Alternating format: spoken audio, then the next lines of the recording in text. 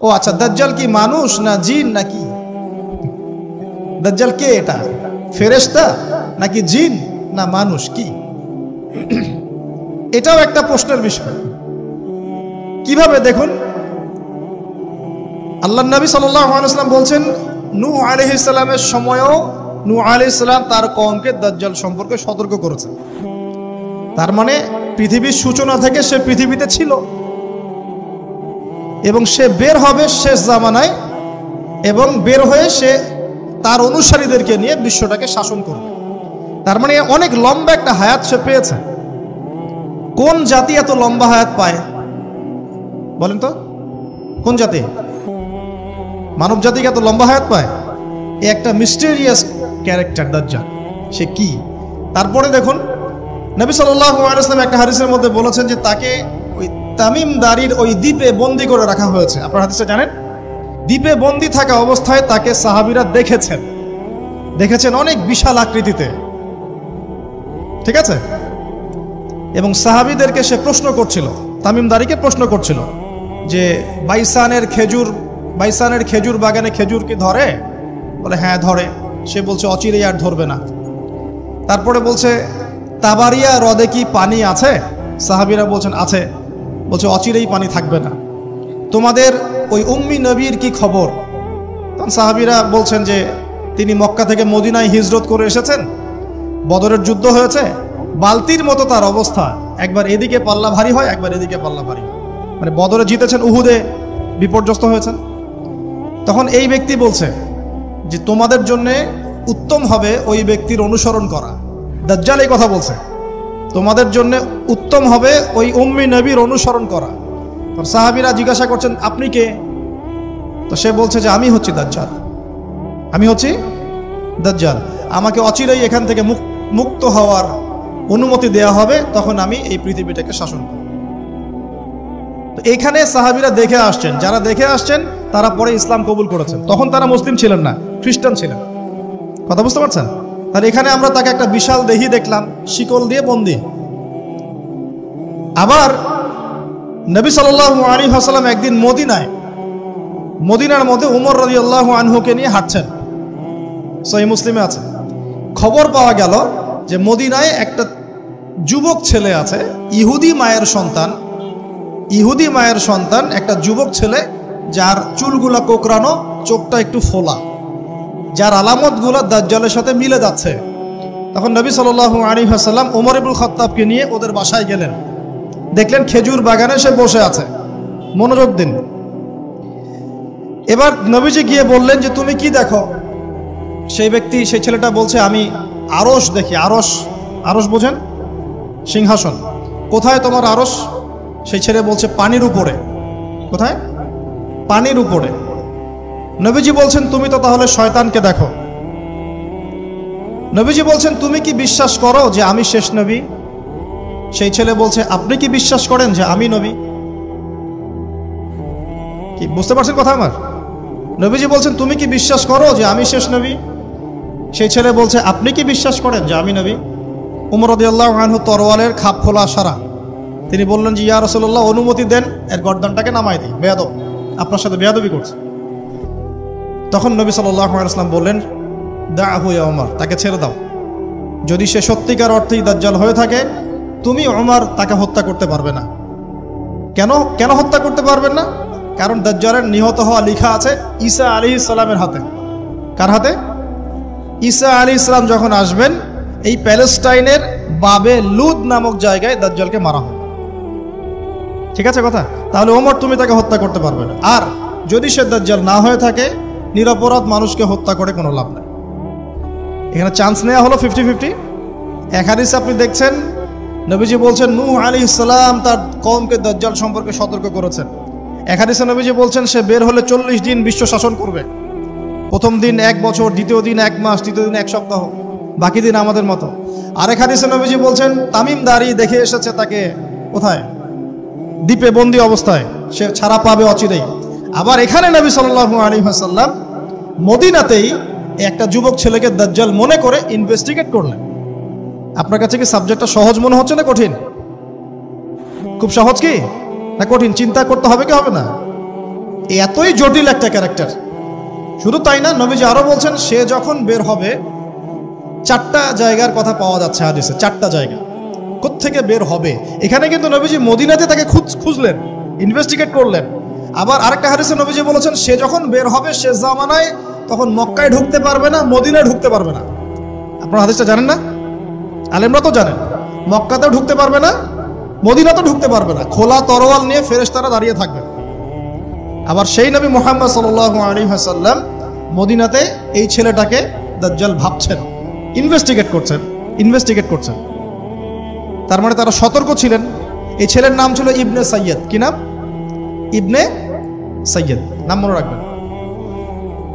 এও একটা বিস্ময়কর ক্যারেক্টার। আবার সেই নবী সাল্লাল্লাহু আলাইহি ওয়াসাল্লাম বলেছেন শেষ জামানাতে দাজ্জাল বের হবে খোরাসান থেকে। কোন জায়গা?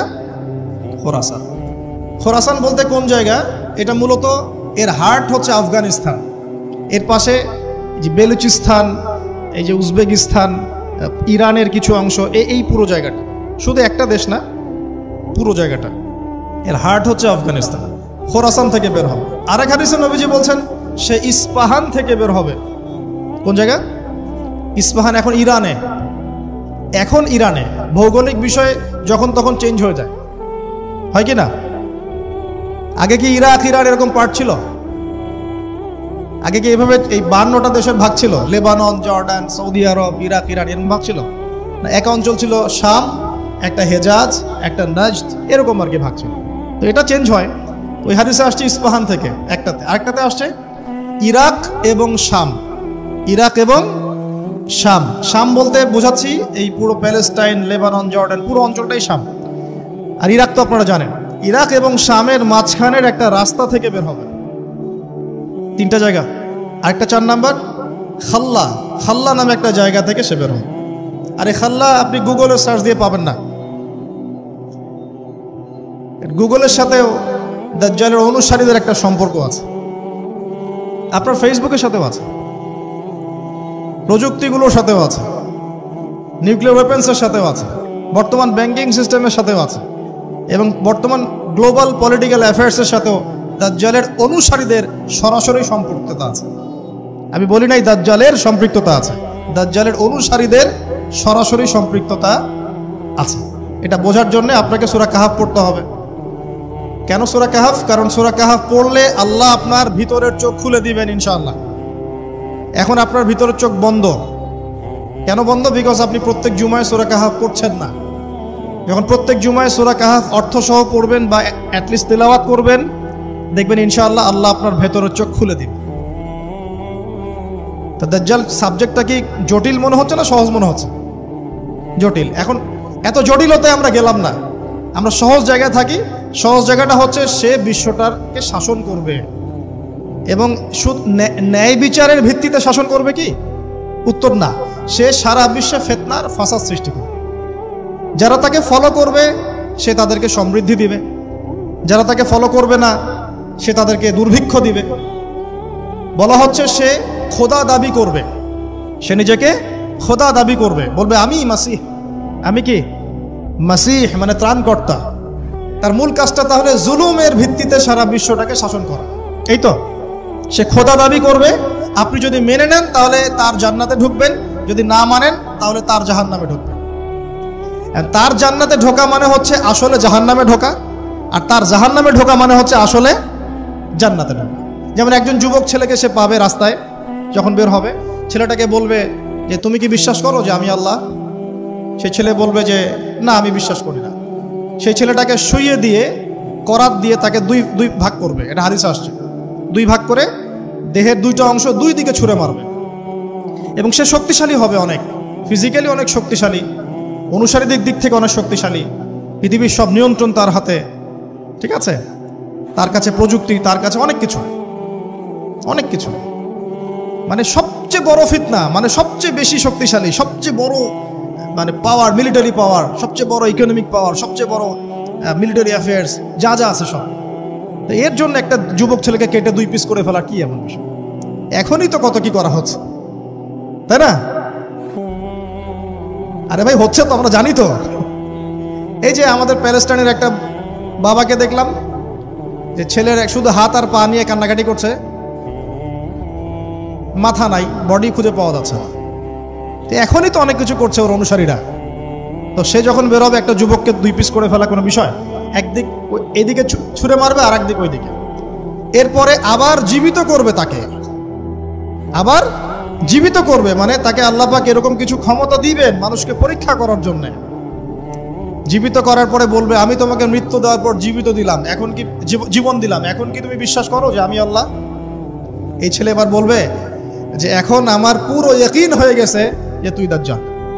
কারণ আমি এই হাদিসটা জানতাম যে এক ছেলেকে সেভাবে কেটে টুকরা টুকরা করে আবার জীবিত করে বলবে যে আমি আল্লাহ, তুই কি বিশ্বাস করিস? তবে আমি জানতাম না যে সেই যুবক ছেলে আমি। তো বলা হচ্ছে এই যুবক ছেলে অনেক বড় শাহাদাতের মর্যাদা পাবে ইনশাআল্লাহ। তার মানে বোঝাতে যাচ্ছে সে এত শক্তিশালী হবে যে সে যা ইচ্ছা তাই করতে পারবে, যা ইচ্ছা তাই। এখন কি আপনারা দেখছেন না যে গাজাতে যা ইচ্ছা তাই করা হচ্ছে? যা ইচ্ছা তাই।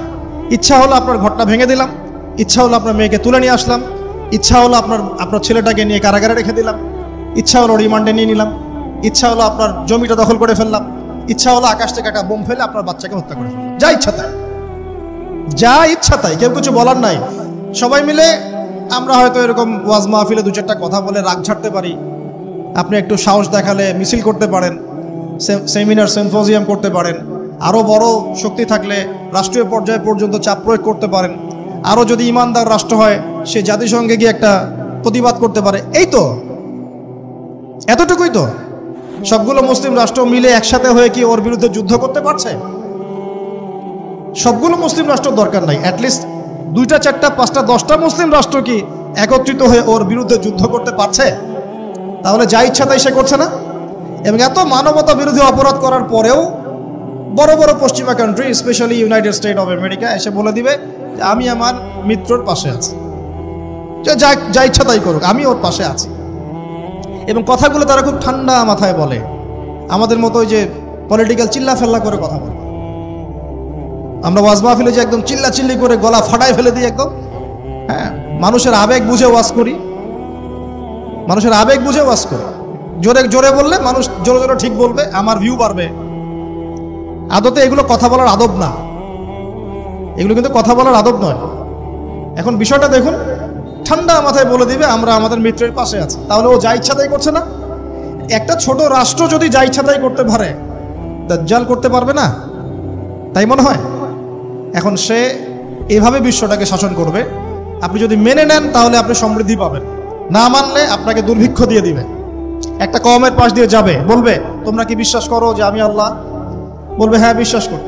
ব্যাস, এদেরকে সমৃদ্ধি, সোনা দানা হীরা জহরত যত খাজানা খনি আছে দিয়ে দিবে। একটা কওমের পাশ দিয়ে যাবে, বিশ্বাস করো আমি আল্লাহ, সে বলবে না আমরা বিশ্বাস করি না, তার ইমানদার। ওদের উপর বৃষ্টি বন্ধ হয়ে যাবে,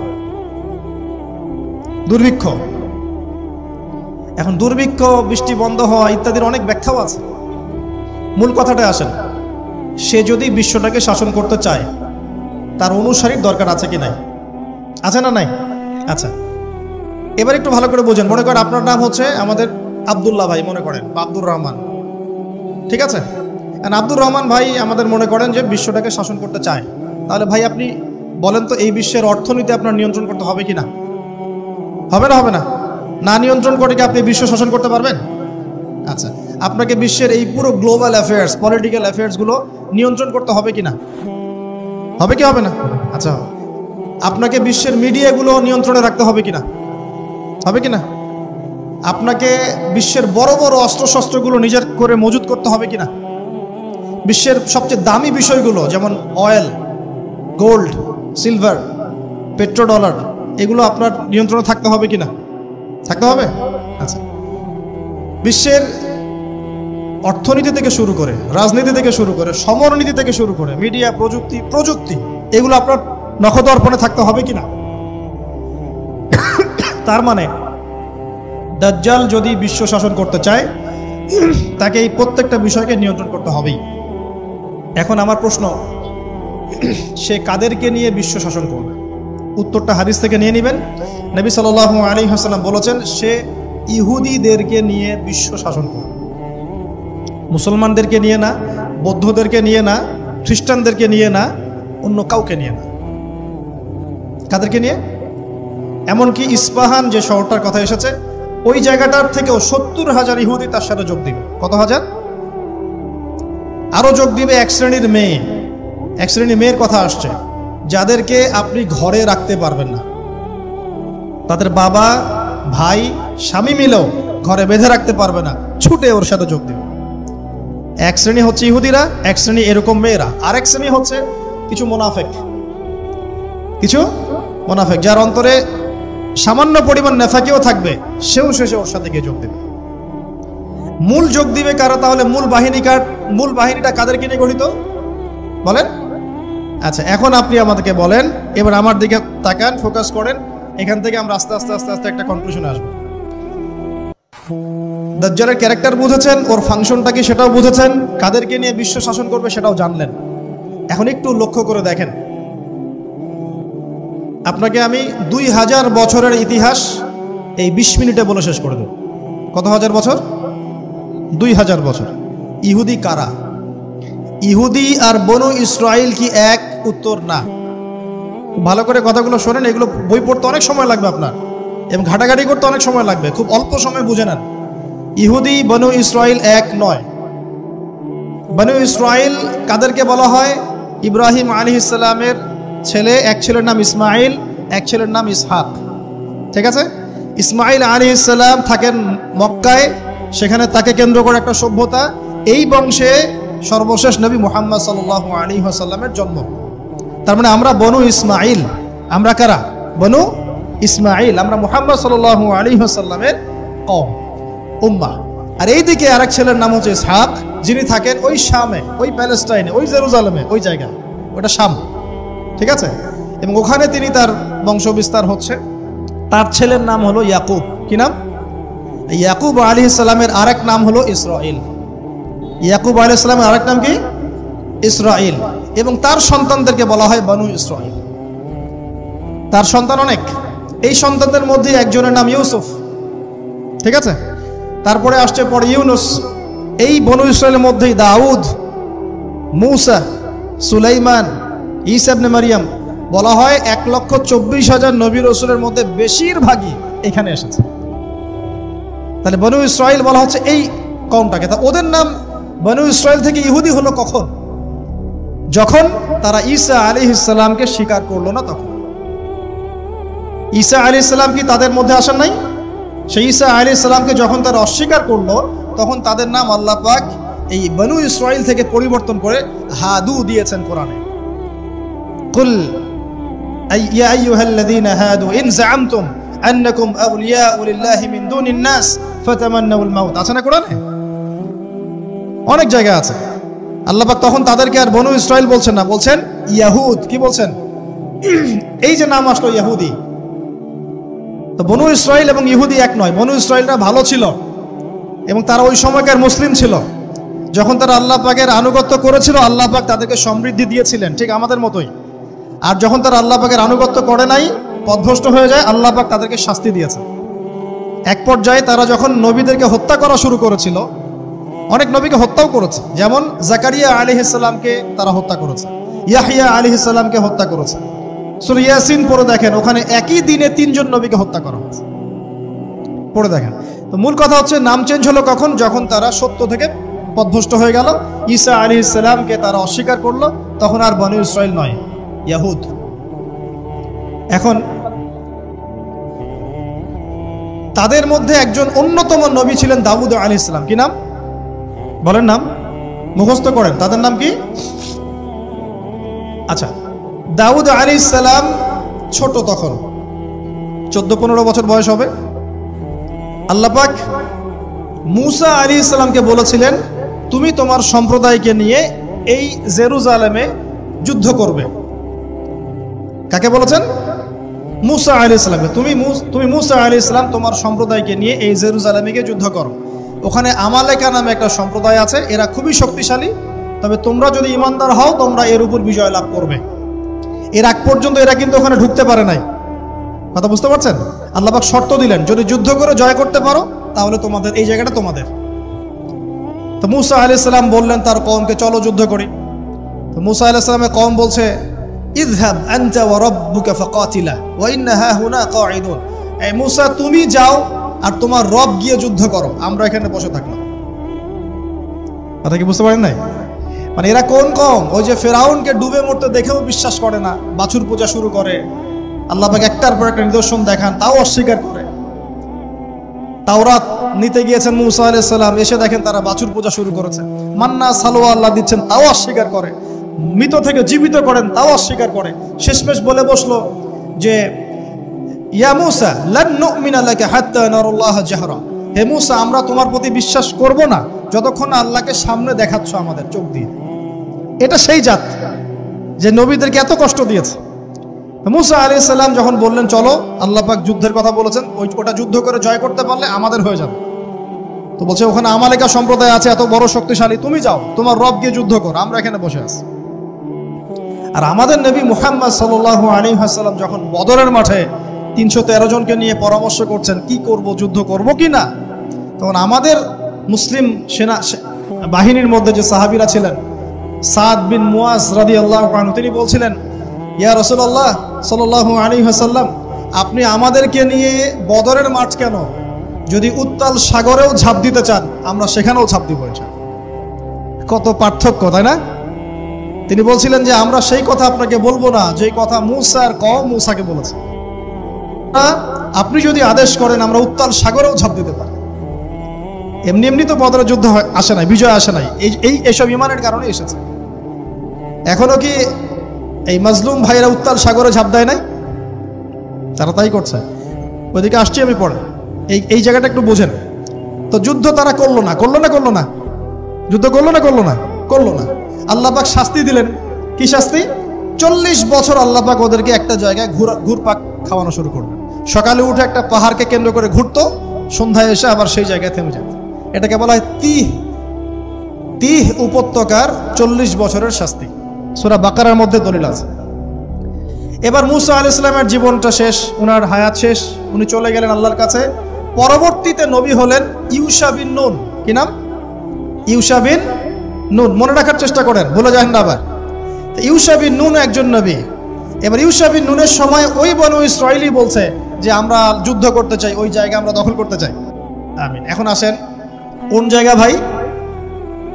কোন জায়গা যুদ্ধ করতে চায়? আচ্ছা, জেরুজালেম নিয়ে এত কথা কেন জানেন? কারণ এই জায়গাটা শেষ জামানার সবচেয়ে ইম্পর্টেন্ট জায়গা। শেষ জামানার সবচেয়ে ইম্পর্টেন্ট জায়গা 3টা, মুখস্থ করেন। কয়টা? 1 হচ্ছে জেরুজালেম, 2 হচ্ছে মক্কা মদিনা, জানেন, আর 3 নাম্বার হচ্ছে কনস্ট্যান্টিনোপল। কনস্ট্যান্টিনোপল মানে কুস্তান্তনিয়া। কোথায় এটা? তুরস্কে। আরেকটা জায়গা আছে, এটাও অনেক বেশি ইম্পর্টেন্ট, সেটা হলো খোরাসান। সেটা কি?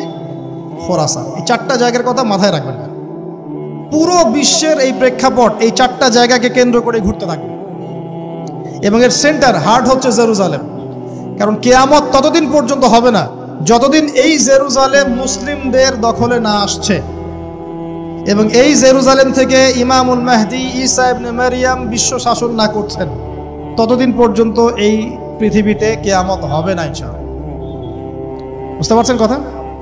আচ্ছা, তো ইউশা বিন নুন এখন বলছেন যে আচ্ছা তোমরা তো আবার যুদ্ধ করতে যাচ্ছ, মুসা আলাইহিস সালামের সময় তো যুদ্ধ করতে বলা হয়েছিল, করো নাই। এখন যদি আবার যুদ্ধের কথা বলা হয়, যদি তোমরা আবার পালায় যাও, তখন তারা বলছে ওয়ামা লানা আল্লা নুকাতিলা ফি সাবিলিল্লাহ, কেন আমরা আল্লাহর রাস্তায় যুদ্ধ করব না? ওয়াকাদ উখরিজনা মিন দিয়ারিনা, আমাদেরকে আমাদের বাড়িঘর থেকে বের করে দেওয়া হয়েছে, ওয়া আবনাইনা, আমাদের সন্তান থেকে বিচ্ছেদ করানো হয়েছে, কেন যুদ্ধ করব না? অবশ্যই যুদ্ধ করব। তো বলছি ঠিক আছে, তাহলে আমি আল্লাহর কাছে দোয়া করলাম। করেন। আল্লাহর কাছে দোয়া করা হলো, আল্লাহ পাক বললেন যা জিহাদ ফরজ করলাম, নাও যুদ্ধ করো। ওখানে কোন সম্প্রদায় আছে? আমালেকা, অনেক শক্তিশালী, অনেক বিশাল দেহে। এখন যুদ্ধের আয়াত ফরজ হওয়ার পরে এখন বনু ইসরাইল বলছে আচ্ছা আমাদেরকে একটা নেতা নিযুক্ত করে দিন, তাহলে সেনাপতি নিযুক্ত করুন। সেনাপতি লাগে কি লাগে না? লাগে না? আচ্ছা, আমরা শিখতেছি স্মার্টফোন, টিকটক, বিশ্বাস। ঢাকা শহরে এই 15 থেকে 20 বছরের ছেলেপেলের যা অবস্থা দেখলে আমাদের চোখ দিয়ে পানি বের হয়। আবার শুকরিয়া আদায় করি, আলহামদুলিল্লাহ ওই যুগে আমরা, এই যুগটা আমরা এইভাবে নষ্ট করি না, আলহামদুলিল্লাহ। কি একটা অবস্থা! এদের অর্ধেকের সাইকোলজি নষ্ট করে দিয়েছে বিভিন্ন মুভিজ, সিনেমা। এখনকার অনেক মুভিজে দেখায় যে সে গ্যাংস্টার হচ্ছে, গ্যাংস্টার হওয়াটা একটা প্যাশন। ওইটা দেখে দেখে সে নিজেও গ্যাংস্টার হওয়ার চেষ্টা করে। আমি হলফ করে বলতে পারি, আমার কথা আপনারা মন খারাপ করেন না, এটা আমার কনফিডেন্স থেকে বলছি, এখন যদি আরেকটা মুক্তিযুদ্ধ হয়, এই জেনারেশন অস্ত্র হাতে নিতে পারবে না। ওই অস্ত্র হাতে নিবে ওই যাদের বয়স 40, ওই 50, এরাই। আমাদের এই যে কিশোর গ্যাং, টিকটক জেনারেশন আর যুবক সমাজকে আপনি খুঁজেই পাবেন। আল্লাহ পাক আমাদেরকে হেফাজত করুন। আর এটার জন্য ভাই আমাদের যাদের দাড়ি পেকে গেছে আমরা দায়ী সমানভাবে। কারণ আপনি নিজের ফিকির করেছেন, আপনার সন্তানের ফিকির কোথায়? আপনার ছেলে সারা রাত পর্ন দেখে, আপনার মেয়ে সারাদিন ছেলেদের সাথে কথা বলে, আপনার মেয়ে ছেলে যে ডেট করতেছে এইখানে ওইখানে, জেনা করতেছে, মদ খাচ্ছে, গাড়ি নিয়ে ধুমসে ড্রাইভ করতেছে মেয়েকে নিয়ে। আপনি মনে করতেছেন বাচ্চা ছোট আছে, বড় হলে ঠিক হয়ে যাবে। সুবহানাল্লাহ। আপনি বাচ্চাকে পড়াচ্ছেন না, কোরআন শিখাচ্ছেন না, হাদিস শিখাচ্ছেন না। জেনারেল লাইনে যে পড়াচ্ছেন, জেনারেল লাইনে পড়াশোনা করার পরে সে হচ্ছেটা কি? কি শিখলো? স্যারকে দেখলে থাপ্পড় মারে। এখনকার ছেলেপেলে অনেকে স্যারকে সম্মান করেন। স্যার নকল ধরে ফেলেছে, স্যারকে এক থাপ্পড় দিল। গুন্ডামি শিখেছে, গুন্ডামি। আদব, সবর, নীতি নৈতিকতা এগুলো নাই, উঠে যাচ্ছে দিন দিন। আমি আসলে ওয়াজ করবো কি নিয়ে? দাজ্জাল তো অনেক বড় ইস্যু। সত্যি কথা বলতে দেখেন, আমরাও স্কুলে পড়েছি, কলেজে পড়েছি, কিন্তু আমরা তো বেয়াদব ছিলাম। বেয়াদবি এক জিনিস আর দুষ্টামি এক জিনিস। আমরা দুষ্ট ছিলাম, খুব দুষ্ট ছিলাম, দুরন্ত। খেলাধুলা পছন্দ করতাম, দুরন্ত, দুষ্টামি করতাম। স্যারদের সাথে আমাদের একটা ফ্রেন্ডলি সম্পর্ক ছিল, বন্ধুর মতো। কিন্তু আমরা কখনো বেয়াদবি করি না। এখন দেখবেন ওয়াজে আলেমদের সামনে গিয়ে বেয়াদবি করতেছে। ওলামায়ে কেরামের সামনে যে একটু মানে ভদ্রভাবে কিছু কথা বলে, মাসালা জিজ্ঞাসা করে, ওখানেও গিয়ে বেয়াদবি করতে, কথা বলাই জানে না কিভাবে কথা বলতে হয়। আল্লাহর ওয়াস্তে ভাই, আকীদার আমলের এই যে আখলাকের সংশোধন করেন, না হলে আমাদের সামনে মহা বিপর্যয় অপেক্ষা করছে। আল্লাহ পাক আমাদের সবাইকে কথাগুলো বোঝার তৌফিক দান করুন, বলি আমিন। অনেক লম্বা হয়ে যাবে, ওদিকে যাচ্ছি না, মূল জায়গা থেকে একটু শেষ করে দেব। আপনারা অনেকক্ষণ ধরে অপেক্ষা করছেন, একটু খেয়াল করেন। তাহলে ইউশা বিন নুনের কাছে এখন এরা বলছে নেতা দাও, নেতা। তো ইউশা বিন নুন বলছে ঠিক আছে, আমি দোয়া করলাম। আল্লাহ পাক তালুতকে নেতা বানালেন। কাকে? তালুত। এখন বনু ইসরাইল বলছে ওর নেতৃত্ব আমরা মানি না। কেন মানো না? যে ওর তো টাকা পয়সা নাই, ওর তো স্ট্যাটাস নাই। যে আমাদের কাছে নেতৃত্বের মানদণ্ড যেগুলা, আমরা টাকা পয়সা দেখে নেতা বানাই না। আপনার টাকা নেই, আপনি নেতা হতে আসছেন কেন? আপনার স্ট্যাটাস নাই, আসছেন কেন? ও বনু ইসরাইল একই কথা বলছে, ওর তো টাকা নাই, স্ট্যাটাস নাই, নেতা হবে কেন? তখন আল্লাহ পাক বলছেন যে ওয়াজাদাহু বাসতাতান ফিল ইলমি ওয়াল জিসম। আল্লাহ পাক তো তালুতকে দুটো কোয়ালিটি দিয়েছেন। আল্লাহ পাক তাকে শারীরিক শক্তি দিয়েছিলেন এবং জ্ঞান দিয়েছেন, প্রজ্ঞা এবং জ্ঞান দিয়েছেন। তার নেতৃত্বের মানদণ্ড কয়টা এখানে পেলেন? দুটা। শারীরিক শক্তি থাকতে হবে ঠিকঠাক, ফিজিক্যালি স্ট্রং না হলে তো সে ডিল করতে পারবে না। আর মেধা থাকতে হবে, জ্ঞান। তা আসলে কি এই দুইটা এখন নেতৃত্বের মানদণ্ড? সুবহানাল্লাহ। অদ্ভুত সিস্টেম বিশ্ববাসীকে দেওয়া হয়েছে। বিশ্ববাসীকে একটা অদ্ভুত সিস্টেম দেওয়া হয়েছে। একজন মেজর, একজন কর্নেল, একজন বিসিএস ক্যাডার মানুষ এমন একজন মানুষকে স্যালুট করে যে মানুষটা অক্ষর জ্ঞান নাই, নামও স্বাক্ষর করতে পারে না, এবং সে বিভিন্ন জায়গায় দুর্নীতি করে আসছে, টাকা পয়সা লুটপাট করে আসছে। একজন বিসিএস ক্যাডার এবং একজন আর্মি অফিসার, একজন জেনারেল, একজন মেজর তাকে স্যালুট করতেছে। কি সিস্টেম! অথচ তার চাইতে এই ব্যক্তি নেতৃত্ব পাওয়ার অনেক বেশি যোগ্য। জ্ঞান তার আছে এবং শারীরিক শক্তি তার আছে, তার প্রশিক্ষণ আছে, সবকিছু তার মধ্যে আছে। কি সিস্টেম বিশ্ববাসীকে দেওয়া হয়েছে! সুবহানাল্লাহ।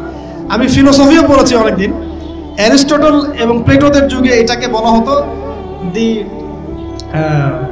Community of fools. একটা পড়ে দেখবেন, স্যার সলিমুল্লাহর লেখা অনেকগুলো বই আছে, এর মধ্যে পড়ে দেখেন। মানে অজ্ঞতার একটা যুগ, অজ্ঞতার শাসন, অজ্ঞতার কমিউনিটি। বাদ দেন, এখানে ইউশা বিন নুন নেতৃত্ব দিলেন কাকে? তালুতকে। ওরা বললো মানি না। তো আল্লাহ পাক মনোনয়ন করেছেন, এখন না মানলে তোমরা আযাব ভোগ করবা। তারপরে তারা মেনে নিল, এবার যুদ্ধে যাচ্ছে। ওই জেরুজালেম মুক্ত করতে যাচ্ছে। যেই জেরুজালেম এখন তারা মুক্ত করতে চাচ্ছে, ওই জেরুজালেম তালুতের বাহিনী মুক্ত করতে যাচ্ছে। বলেন তো তালুত এবং বনু ইসরাইল তখন ভালো না খারাপ? ভালো না খারাপ? তারা কি মুসলিম না মুসলিম? তারা তখন মুসলিম না মুসলিম? মুসলিম। তারা তখন ইউশা বিন নুনের উম্মত, তার আগে ছিল মুসা আলাইহিস সালামের উম্মত।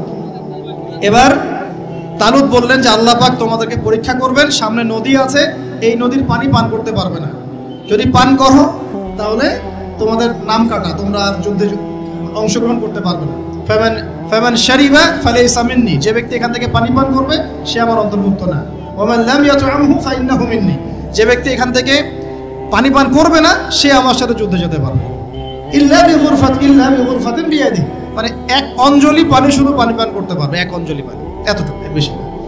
ফাশারিবু ইল্লা কলিলাম মিনহুম, আল্লাহ পাক বলেন ওদের বেশিরভাগই পানি পান করলো, অল্প কিছু বাদ দিয়ে। অল্প কিছু সংখ্যা তাফসীরে এসেছে 313 জন বাদ দিয়ে, 313 জন বাদ দিয়ে, 313 যে বদরে এখানেও। তো এবার এই 313 জনকে নিয়ে তালুত এগিয়ে গেল, গিয়ে দেখলো বিশাল বাহিনী, বাপরে বাপ, একদম আমালেকা সম্প্রদায়ের। সেখানে নেতৃত্ব দিচ্ছে ওদের সেনাপতি, তার নাম জালুত। কি নাম? জালুত। এবং এই জালুতের বাহিনী দেখে মুসলিম বাহিনী বলছে যে লা তাকাতা লানা বিজালুতি ওয়া জুনুদি, এই জালুতের বাহিনীর সাথে পেরে ওঠার ক্ষমতা তো আমাদের এখন হবে না। কিন্তু যারা ভেবেছিল যে আল্লাহর সাথে সাক্ষাৎ করতে হবে, যাদের ঈমান দৃঢ় ছিল, তারা বলেছিল কাম মিন ফিআতিন কলিলাতিন গালাবাত ফিআতান কাসীরাতান বিইذنিল্লাহ, তোমরা ভয় পেও না, আল্লাহর হুকুমে বহু ছোট ছোট দল বড় বড় দলের উপর বিজয় লাভ করেছে। এটা তারা বলে একটা দোয়া করলো, এই দোয়াটাও শিখে নেবেন। তারা একটা দোয়া করলো, তারা বলল রব্বানা আফরিগ আলাইনা সাবরান ওয়া সাব্বিত আকদামানা ওয়ানসুরনা আলাল কওমিল কাফিরিন। আর আল্লাহ পাক বলেন ফাহাজামু বিইذনিল্লাহ, আল্লাহ পাকের হুকুমে তারা এই মাত্র 313 জন নিয়েই জালুতের বিশাল বাহিনীকে পরাজিত করে। বুঝতে পারছেন? এবং এই বাহিনীতে দাউদ আলাইহিস সালামও ছিলেন, তখন তিনি ছোট। এই জালুতকে হত্যা করেছে দাউদ আলাইহিস সালাম। হ্যাঁ, ওয়াকাতালা দাউদ জালুত, দাউদ আলাইহিস সালাম জালুতকে হত্যা করলেন। কিভাবে হত্যা করলেন সেটা আসছে যে এই গুলতি নিক্ষেপ করেছিল দাউদ আলাইহিস সালাম, আর তার চোখে গিয়ে লাগে জালুতের, এতেই জালুত মারা যায়। তো এখন মূল কথাটা হচ্ছে, দেখুন এই বনু ইসরাইল এই যুদ্ধে জয়লাভ করে এই বাইতুল মুকাদ্দাস বা জেরুজালেম জয় করলো। এই যে তারা প্রথমবার এখানে ঢুকলো, এর আগ পর্যন্ত কিন্তু ঢুকতে পারে না। এবার আল্লাহ পাক তাদেরকে বললেন তোমরা এখানে যদি আমার আদেশগুলো মেনে চলো, এই জায়গা তোমাদেরই, তোমরা এখানে থাকবে, কিন্তু যদি তোমরা আদেশ না মানো, আমার বিরুদ্ধাচরণ করো, তোমাদেরকে এখান থেকে বের করে দেব। আর আল্লাহ পাক এটা বলেও দিলেন লা তুফসিদুন্না ফিল আরদি মাররাতাইন, তোমরা কিন্তু দুইবার সীমা লঙ্ঘন করবা, আমি কিন্তু সতর্ক করছি তোমাদেরকে। কয়বার? দুইবার। এবার দাউদ আলাইহিস সালামের সময় তারা খুব সুন্দর ছিল, একদম রুলিং স্টেট। বলা হয় যে দাউদ আলাইহিস সালামের সময় তারা ওই জেরুজালেম থেকে বিশ্বকে শাসন করেছে। ঠিক আছে? দাউদ আলাইহিস সালামের পরে আসলো তার ছেলে সুলাইমান, নাম কি? সুলাইমান আলাইহিস সালাম। এই সময় আরো সমৃদ্ধি লাভ করলো, এত সমৃদ্ধি যে বাতাসের উপর নিয়ন্ত্রণ। জিনরা ডুবুরির কাজ করে পাথর এনে দেয়, জিনরা ডুবুরির কাজ করে মণিমুক্তা এনে দেয়। জিনদেরকে দিয়ে এই যে বাইতুল মুকাদ্দাস তিনি নির্মাণ করালেন আবার, তাই না? এই যে বাইতুল মুকাদ্দাসের কথা বলছি। তারপরে বাতাসকে যদি বলেন এখান থেকে আমাকে নিয়ে যাও, 1 মাসের পথ এক বেলায় চলে যাচ্ছে। পিঁপড়া হাঁটছে, সুলাইমান আলাইহিস সালাম পিঁপড়ার ভাষা বোঝেন, পাখির ভাষা বোঝেন, তারা তেলাওয়াত করেন, মাছ এসে তেলাওয়াত শুনে। মানে এমন একটা সভ্যতা, এই সভ্যতা পৃথিবীতে আসেনি কখনো। এবং আপনি যতই সায়েন্স এন্ড টেকনোলজির কথা বলেন না কেন, এই লেভেলে আপনি যেতে পারবেন না, কখনো পারবেন না। কারণ সুলাইমান আলাইহিস সালাম একটা দোয়া করেছিলেন, রব্বি হাবলি মুলকান, আল্লাহ আমাকে এমন রাজত্ব দান করো, লা ইয়ামবাগি লি আহাদ, যেমন রাজত্ব আপনি কাউকে দেন নাই কখনো। পৃথিবীর ইতিহাসে সুলাইমান আলাইহিস সালামের মতো রুলিং স্টেট কোনোদিনও ছিল না, আসবেও না। তো সুলাইমান আলাইহিস সালাম এবং তার অনুসারীরা তখন ভালো ছিলেন এবং জেরুজালেম থেকে তারা বিশ্ব শাসন করেছেন। এবার শুরু হলো তারপরে এদের অধঃপতন শুরু হতে হতে এমন একটা জায়গায় চলে গেল যে জেনা, এই মদ খাওয়া, এই সুদ খাওয়া, এই মানুষকে হত্যা করা, এমনকি নবীদেরকে হত্যা করা, এমন কোনো পাপ নাই করতে বাকি রাখলো না। এমন কোনো পাপ নাই, মানে নবীদেরকে পর্যন্ত জবাই করে হত্যা করেছে। আর কি কিছু বলতে হবে? আল্লাহ পাক ওই যে ওয়াদা করেছিলেন যদি ফাসাদ সৃষ্টি করো এখান থেকে বের করে দেব। এবার আল্লাহ পাক একটা বাহিনী পাঠালেন। এই বাহিনীটা পাঠিয়েছেন ইরাকের ব্যাবিলন থেকে। কোন জায়গা? ইরাকের ব্যাবিলন। এই বাহিনীর রাজার নাম ছিল নেবুজাদ নেজার। কি নাম বলেন? নেবুজাদ নেজার। সে ছিল মূলত অগ্নি পূজারী আর কি। তার একটা সভ্যতা, ব্যাবিলনের সভ্যতা। ব্যাবিলনের সভ্যতা কিন্তু অনেক প্রাচীন। এবার তারা গিয়ে কি করলো, এই বনু ইসরাইল যারা পথভ্রষ্ট হয়ে গেছে এদেরকে এমন মায়ের ওখানে জেরুজালেমে গিয়ে একটা একটা করে সেখান থেকে ওরা বের করে দিল, দিয়ে ওদেরকে ওই জেরুজালেমের যে মসজিদ, ওখানকার ফল ফসল যা আছে সব ডিস্ট্রয়, ম্যাসাকার করে ফেলল। এখন ওরা যা করতেছে গাজার সাথে এরকম কাজ এর চেয়েও ভয়ঙ্কর। নেবুজাদ নেজার একটা একটা করে ধরে ধরে কেটে কেটে ফেলল। আর বাকি যারা বেঁচে ছিল এদেরকে দাস বানিয়ে শিকল দিয়ে পেঁচিয়ে ব্যাবিলনে নিয়ে গেল। তাহলে দেখেন, রুলিং স্টেট থেকে বনু ইসরাইল চলে আসলো এখন কোথায়? ব্যাবিলনে, দাসত্বের শৃঙ্খল। আর তাদের ওই ফকর থাকলো না, শেষ। কারণ আল্লাহ ওয়াদা করেছিলেন ভালো থাকলে ভালো থাকবা, খারাপ করলে খারাপ। যেমন আল্লাহ পাক আমাদের সাথে ওয়াদা করেছেন না, উম্মতে মুহাম্মাদি যদি আমার আনুগত্য করো, মুহাম্মদ সাল্লাল্লাহু আলাইহি ওয়াসাল্লামের আনুগত্য করো, তোমরাই বিশ্বের নেতৃত্ব দিবে। আর যদি না করো, ওই যে তোমাদের উপর কাফেরদেরকে চাপাই দেবে, তাই না? এখন এরকমই আল্লাহ পাকের সুন্নত একদম সেম। ইতিহাস খালি ঘুরছে আর ঘুরছে, কখন ওদের পাল্লায় কখন আমাদের পাল্লায়। বিশ্বের ইতিহাসটা একদম প্যারালাল, খেয়াল করে দেখবেন। এবার এই ব্যাবিলনে চলে আসার পরে এরা দাস, কাজ করলে খাইতে পারে, না করলে খাইতে পারে না। দেখেন কোন জায়গা থেকে আল্লাহ কোথায় নিয়ে আসলেন। আজকে আমরা যে 1200 বছর ওয়ার্ল্ডটাকে শাসন করেছি, কেউ বিশ্বাস করবে এখন? আমরা যে মুসলিম উম্মাহ প্রায় 1200 বছর মুহাম্মদ সাল্লাল্লাহু আলাইহি ওয়াসাল্লামের পর থেকে এই বিশ্বটাকে আমরা শাসন করছি, এখন কেউ বিশ্বাস করবে? এখন যদি পশ্চিমারা বলে যে তোমাদেরকে স্যাংশন দিয়ে দিব, ব্যাস তখন আমাদের দেখা যায় যে সমস্যা হতে পারে। কেউ যদি বলে তোমরা যদি বাড়াবাড়ি করো টাকার মান কমে যাবে, আমরা বলি বাপরে বাপ, তাহলে তো বাড়াবাড়ি করা যাবে না। আমরা কি ওদের উপর রুল করতে পারি এখন? সরাসরি কথা বলেন না, পারি না। কিন্তু একসময় পারতাম। মানে ওরা জিজিয়া দিয়ে আমাদের দেশে থাকতো, জিজিয়া কর, ট্যাক্স দিয়ে আমাদের দেশে থাকতো। মুসলিম উম্মার যখন একটা ইউনাইটেড গ্লোবাল খিলাফা ছিল তখনকার কথা বলছে। তো এভাবে পালা বদল হয়। তো ওরা কখনো ভাবতে পারে নাই যে ব্যাবিলনে এসে এইভাবে জেলের জীবন কাটাতে হবে। কেন? অবাধ্যতার কারণ। এবার আল্লাহ পাক তাদেরকে আরেকটা সুযোগ দিলেন। কি দিলেন? আরেকটা সুযোগ দিলেন। ব্যাবিলনে বসে বসে ওরা আলোচনা করে যে আমাদের কিন্তু একজন মাসিহ আসবে। কে আসবে? মাসিহ মানে হচ্ছে ত্রাণকর্তা। এই মাসিহ যখন আসবে আমরা আবার সেই জায়গা ফিরে পাবো। কি করবো আবার? কোন জায়গা বলেন? কোন জায়গা? জেরুজালেম আবার ফিরে পাবো। বুঝতে পারতেছেন কি ভাই? আলোচনা একটু কঠিন আমি জানি, বুঝতে পারতেছেন কি? আচ্ছা, আমরা আবার জেরুজালেম ফিরে পাবো। তো ওরা এখন এগুলো আলোচনা করে যে আমাদের তাওরাতে লেখা আছে, আমাদের তালমুদে লেখা আছে, শেষে আমাদের একজন মাসিহ আসবে। ওই মাসিহ আসলে আবার ওই জায়গা আমরা ফিরে পাবো। তোমরা টেনশন করো না, হতাশ হয় না। আমরা যেমন বলি না যে এখন দুরবস্থা চলছে, তাতে কি আমাদের মাহদি আসবেন, ঈসা ইবনে মারইয়াম আসবেন, আবার আমরা খিলাফা ফিরে পাবো, বলি কি না? হাদিসে তো আছেও। তো ওরাও এরকম চর্চা করে। তো করতে করতে আল্লাহ পাক তাদের দিকে মুখ ফিরিয়ে তাকালেন, দয়া করলেন। দয়া করে আল্লাহ পাক মাসিহকে পাঠালেন। সেই মাসিহের নাম কি? ঈসা আলাইহিস সালাম। কিন্তু এই হতভাগা জাত ঈসা আলাইহিস সালাম যে তাদের মাসিহ, এটা তারা বিশ্বাসই করলো না, বরং তাকে জারদ সন্তান বলে গালি পর্যন্ত দিল। জানেন না, মারিয়াম আলাইহিস সালামকে বললো যে কোত্থেকে সন্তান নিয়ে আসছো? মনে আছে আপনাদের? নিজেদের মাসিহকে তারা চিনতে পারলো। ঠিক আমাদের উম্মতে মুহাম্মাদির মধ্যে এমন অনেক মুনাফিক থাকবে যারা ইমাম মাহাদিকে চিনতে পারবে না। দেখিয়েন, ওই সময় যখন মাহাদির বাহিনী বের হবে বলবে সন্ত্রাসী বের হয়েছে। ইমামুল মাহাদি মানুষের মুখের ভাষায় কথা বলবেন না, অস্ত্রের ভাষায় কথা বলবেন। জি, হাদিসে স্পষ্ট আছে, লা তুকাতিলুনাল ইয়াহুদ, তোমরা অবশ্যই ইহুদীদের সাথে যুদ্ধ করো। মুখ দিয়ে যুদ্ধ হয়। ওয়ালা তাকতুলুন্নাহুম, অবশ্যই ওদেরকে তোমরা হত্যা করো। এমনকি যদি গাছের পিছনেও, পাথরের পিছনেও কেউ লুকায়, পাথর গাছ কথা বলবে। হাত্তা ইয়াকুলুস শাজার, গাছ কথা বলবে গারগাত বাদ দিয়ে। ইয়া মুসলিম, হে মুসলিম, ইন্না ওয়ারাইল ইয়াহুদ তাআল ফাকতুলহু, আমার পিছনে ও লুকিয়ে আছে, আসো হত্যা করো। তো বাই দ্য ওয়ে, এখন আল্লাহ পাক রহম করলেন, মাসিহ পাঠালেন, চিনতে পারলো না, বিশ্বাস করলো না, তাকে জারদ সন্তান বলে গালি দিল। শুধু তাই না, ঈসা আলাইহিস সালামকে তারা হত্যার চেষ্টা পর্যন্ত করে না। হত্যার চেষ্টা তারা সূরা মাইদা নিসা পড়ে দেখেন, তারা বলে, ফখর করে বলে ইহুদিরা, ইন্না কাতালনাল মাসিহ ইবনে মারইয়াম, আমরা ঈসা আলাইহিস সালামকে হত্যা করেছি।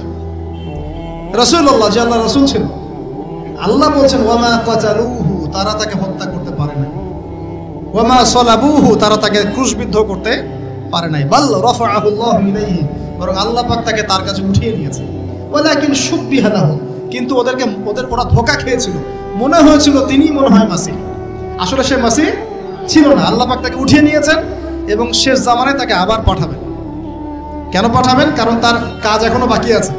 তার কাজ হচ্ছে সত্যিকারের মাসিহ মিথ্যায় প্রতারক দাজ্জালকে হত্যা করবে এবং এই জেরুজালেম থেকে ঈসা আলাইহিস সালাম আবার ইসলামী খেলাফা বাস্তবায়ন করবে। এটা তার কাজ এখনো বাকি আছে। এই কারণে তিনি যখন আসবেন, তিনি বিয়ে শাদী করবেন, তার সন্তান হবে, আর ইন্তেকালের পরে তাকে দাফন করা হবে আল্লাহর নবী সাল্লাল্লাহু আলাইহি ওয়াসাল্লামের কবরের পাশে, রওজা মোবারকের পাশে। তার কাজ এখনো বাকি আছে। তারা মাসিহকে চিনতে পারলো না। এবার আল্লাহ পাক আবার শাস্তি দিলেন, লা তুফসিদুন্না ফিল আরদি মাররাতাইন, তোমরা দুইবার ফাসাদ সৃষ্টি করবে। এবার কার হাতে শাস্তি দিলেন? এবার রোমানদের হাতে। ওই যে রোমক সভ্যতা, রোমানদের ইতিহাস পড়েছেন তো আপনারা, ওরা সুপার পাওয়ার ছিল তখন। রোমানদের যে নেতৃত্ব দিয়েছে তার নাম ছিল হেরাক্লিয়াস, সম্ভবত টাইসার, এরকম একজন সেনাপতি ছিল তাদের। আমি নামটা এই মুহূর্তে ভুলে গেছি। যাই হোক, রোমানরা তখন এসে 70 খ্রিস্টাব্দের কথা, মানে ঈসা আলাইহিস সালামের জন্মের, মানে ঈসা আলাইহিস সালামের নবী হয়ে আসার পরে আর 70 বছর পরের কথা, যখন তারা স্বীকার করলো না, এই রোমান বাহিনী এসে ওই যে আগে যেমন ব্যাবিলনের বাহিনী গিয়ে ওদেরকে ম্যাসাকার করেছিল, এই রোমান বাহিনী গিয়ে ওদেরকে পুরো ম্যাসাকার করলো। আবার এই জেরুজালেম ধ্বংস হলো, মসজিদ ডিস্ট্রয় হলো, ওদেরকে হত্যা করা হলো, দাসত্ব শৃঙ্খলা আবদ্ধ করলো, এভাবে ওদেরকে আবার ম্যাসাকার করা। দুইবার আল্লাহ শাস্তি দিলেন। তবে এবার তারা দাসত্বের শৃঙ্খলা আবদ্ধ হয় নাই, বিশ্বের বিভিন্ন জায়গায় ছড়িয়ে ছিটিয়ে গেছে। কোথাও 10 জন, কোথাও 20 জন, কোথাও 50, কোথাও 100, এভাবে আস্তে আস্তে ছড়িয়ে ছিটিয়ে গেছে। ওরা আর এক জায়গায় থাকতে পারে না। ওদের একটা অংশ গিয়ে মদিনায় আশ্রয় নিয়েছে। কোথায়? মদিনা, যার নাম ইয়াসরিব। ওই সময়কার কথা বলছি, কিন্তু প্রায় 1400 বছর আগের কথা বলছি আমি, 1500, 1000 বছর, 2000 বছর আগের কথা বলছি। মদিনায় আশ্রয় নিয়েছে 3টা গোত্র, বনু কুরাইজা, বনু কাইনুকা, বনু নাজির। আমার সাথে বলেন একটা, বনু কুরাইজা, বনু কাইনুকা, বনু নাজির। কোথায় আছে ওরা বসে? মদিনায়। কেন মদিনায়? কারণ ওই যে তাওরাতে আছে, মাসিহকে তো স্বীকার করলো না, শেষ জামানে একজন নবী আসবে, সে ওই আরব থেকে আসবে, অপেক্ষা করছে মদিনায়, যে সেই নবী আসলে ইসলাম কবুল করে আমরা আবার সমৃদ্ধি হব। কথা বুঝতে পারছেন? তারা অপেক্ষা করছে ওখানে মুহাম্মদ সাল্লাল্লাহু আলাইহি ওয়াসাল্লামের জন্যই। আল্লাহর নবী আসলেন, 13 বছর মক্কায় দাওয়াতি কাজ করলেন, করে মদিনায় হিজরত করে গেলেন, তাদেরই দরজায় গেলেন, তাদের সাথে দেখা করলেন, তাদেরই কেবলায় 17 মাস নামাজ পড়লেন। তাদের কেবলা মানে বাইতুল মুকাদ্দাস, 16 মাস বা 17 মাস নামাজ পড়লেন। কিন্তু তারপরেও ঠিক যেমন করে তারা ওদের মাসিহকে চিনতে ব্যর্থ হলো, একইভাবে তারা মুহাম্মদ সাল্লাল্লাহু আলাইহি ওয়াসাল্লামকেও চিনতে ব্যর্থ হলো। না মাসিহকে গ্রহণ করলো, না মুহাম্মদ সাল্লাল্লাহু আলাইহি ওয়াসাল্লামকে। ব্যাস, এরপরে শত্রুতা শুরু হলো। আপনারা জানেন, আল্লাহর নবীকে বারংবার তারা হত্যার চেষ্টাও করেছে। আল্লাহ নবী বনু নজিরের দেয়ালে হেলান দিয়ে আছেন, উপর থেকে পাথর ফেলে হত্যা করার চেষ্টা করা হয়েছে। খাইবারে নবী যুদ্ধ করতে গিয়েছেন, তাকে বিষ পান করে প্রয়োগ করে হত্যা করার চেষ্টা করা হয়েছে। তাহলে ওদের চরিত্র কি বদলালো? বদলিয়েছে? বদলায় নাই। আপনারা কি ওদের পটভূমি বুঝতে পারছেন, ইতিহাস? এবার নবী সাল্লাল্লাহু আলাইহি ওয়াসাল্লামকে আল্লাহ পাক যুদ্ধের আদেশ করলেন। আল্লাহ নবী সাল্লাল্লাহু আলাইহি ওয়াসাল্লাম একটা করে ইহুদি কওমের এগেইনস্টে যুদ্ধ করলেন, একটা করে। প্রথমে বনু কুরাইজা, বনু কাইনুকাকে বের করে দেওয়া হলো, তারপরে বনু নাজিরকে বের করে দেওয়া হলো, তারপরে বনু কুরাইজাকে বের করে দেওয়া হলো, সর্বশেষ খায়বারে গিয়ে একটা করে ইহুদিকে ওখান থেকে বের করে দেওয়া। 4টা গোত্রকে বের করা হয়েছে। প্রতিটা বাড়ি ওদের খেয়ানতের কারণে, মদিনা সনদের চুক্তি ভঙ্গ করার কারণে। ওদের চরিত্রটাই এমন ছিল। আমরা চুক্তিবদ্ধ ছিলাম যে আমরা তোমার সাথে যুদ্ধ করব না, তোমরা আমার সাথে যুদ্ধ করবে না, আমাদের শত্রুদের বিরুদ্ধে তোমরা তাদেরকে সাহায্য করতে পারবে না। কিন্তু এই ইহুদিরা কুরাইশদেরকে সাহায্য করে, ওদের সাথে আঘাত করে আমাদের বিরুদ্ধে গদ্দারি করেছে। এই কারণে আমরা কি জুলুম করেছিলাম? আল্লাহ পাক কি জুলুম করতে পারেন? এবার তাদেরকে বের করে শুরু দেয়াই হয় নাই। আমাদের নবী সাল্লাল্লাহু আলাইহি ওয়াসাল্লাম ইন্তেকালের কয়েকদিন আগে বলে গিয়েছিলেন, ইন্তেকালের কয়েকদিন আগে, যে আমার ইন্তেকালের পরে এই জাজিরাতুল আরব থেকে তোমরা ইহুদিদেরকে বের করে দিও। কে বলে গেছেন? আর সেই কওমের সাথে এখনকার মধ্যপ্রাচ্যের যে আরব কান্ট্রিগুলো আছে, এরা উপরে না, ভিতরে ভিতরে হাত পেতে আঘাত করে বসে আছে। সুবহান, লজ্জা আমাদের, লজ্জা, ধিক্কার আমাদের। ওদের ওদের প্রত্যক্ষ পরোক্ষ মদদে এই রাষ্ট্রটা টিকে আছে। চতুর্দিক থেকে 8-10টা মুসলিম কান্ট্রি মিলে যদি একত্রিত হয়, ওখানে থাকতে পারতো? তাই মনে হয়? মসনদের জন্যে, দুনিয়ার স্বার্থে, অর্থের স্বার্থে আমরা এই কাজগুলো করেছি, করে যাচ্ছি, এখনো করে যাচ্ছি। আতাতের হিস্ট্রি বলতে গেলে সারা রাত যাবে, আপনাদের ধৈর্য ধরতে পারবেন না। এই 1917-18 সালের দিকেও এই নাজদিরা, 1917-18 সালের দিকেও নাজদিরা এই ব্রিটেনের সাথে আতাত করে তুর্কিদের নিয়োজিত যে ইয়ারা ছিল, শাসকরা ছিল, তাদের বিরুদ্ধে বিদ্রোহ করে আরব রাষ্ট্র কায়েম করেছে।